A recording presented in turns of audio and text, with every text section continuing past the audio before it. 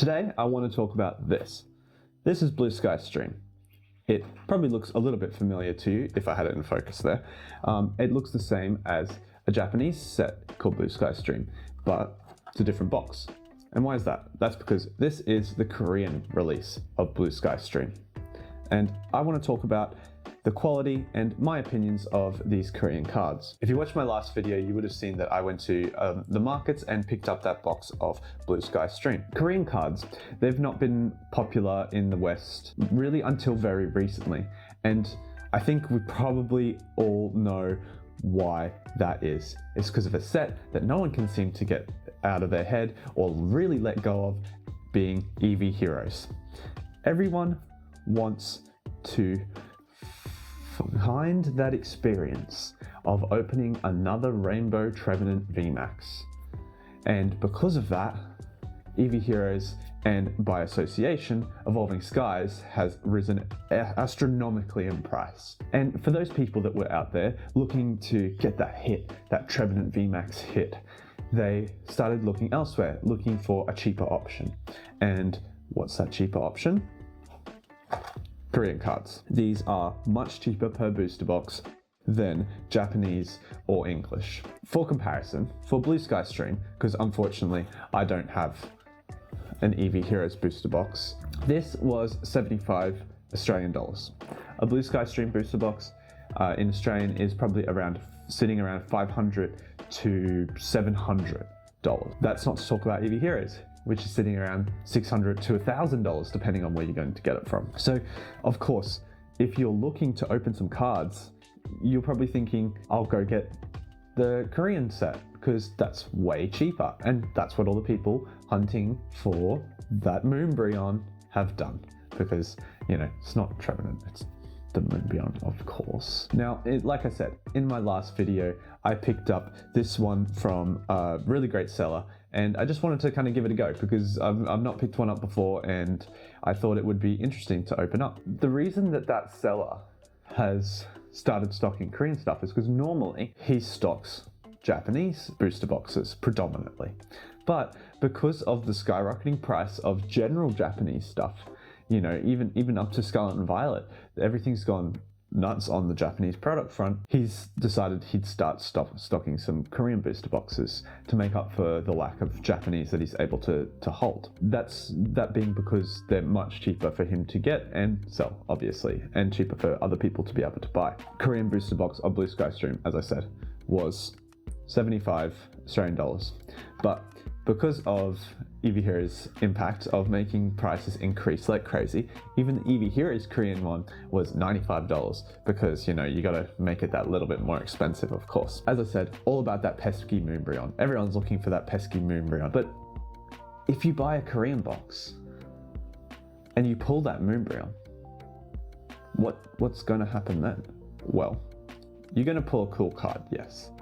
But that card in Korean is going to be worth maybe a third of what it would be in English, let alone in Japanese, which the VMAX Umbreon at the moment is sitting really high when last I checked on eBay. So it's probably not even a third of how much it is in Japanese. But you might not care about price. You might just want the card, and that's fair enough. But there's a catch to that side of it too. If you watched my last video, you saw me mentioning, as I was opening around 10 or so packs of this, that I thought the cards looked fine, but a bit muted.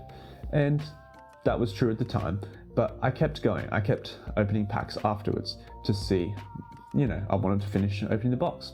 And I wanted to see what the cards were like. As I kept opening, I realized that they're not just muted, and they are muted, but the texture on the hyper rares is much more dulled. The generic commons and uncommons, the artwork it's the same, of course, but it's a lot duller and a lot more muted and washed out almost. On the hyper rares, the texture is just not as good. Same with the secret rare that I pulled. The texture is a lot lower quality than what it is in English or Japanese, and that's unfortunate. If you go out of your way to spend a bunch of money to buy a booster box, you want good quality. But these cards there, they feel thinner. The card stock is noticeably poorer and a bit subpar, to tell you the truth. And that's a massive shame. Now, I don't want to make it out like I'm being super negative about these, but I just want to call out to everyone that if you go out of your way to buy a booster box of EV Heroes, in particular in Korean, I wanted people to be aware of what they're getting into.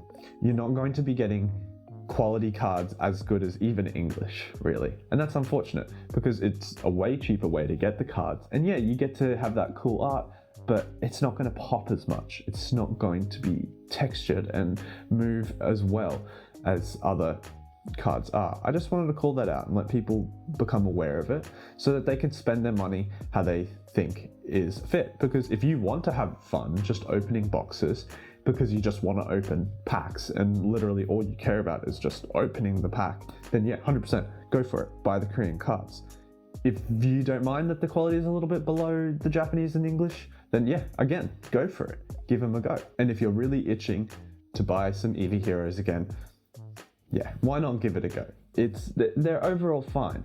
But for me, I think I'm not going to buy any more for the moment because my experience so far has been that the quality of the cards has been quite subpar, unfortunately. And that sucks, but you know, that's what it is. And I just wanted to let everyone be aware of that so that they don't get themselves into a position where they've spent money and they're really, disappointed with what their purchase is. And if someone came to me and they had a bit of disposable money to throw around, they said, hey, I can buy a heap of these Korean cards, or I can buy like a few of these Japanese boxes, or a middle amount of these English products, I'd probably be steering them away from the Korean stuff because you're not going to be really getting money's worth and you're not going to be getting the quality. Especially for someone newer, they might just think, oh, these are kind of plain and boring. But what I want to know is, have you opened a Korean booster box before? Have you opened just packs of Korean cards before? If you have, what did you think about it? If you like this video, drop a like. If you want to see me talk a little bit more about cards or open cards as I have on the channel plenty of times before, then subscribe to see more. And I'll thank you guys for watching and have a great day.